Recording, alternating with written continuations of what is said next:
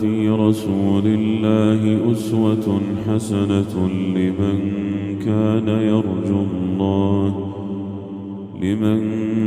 كان يرجو الله واليوم الآخر وذكر الله كثيرا.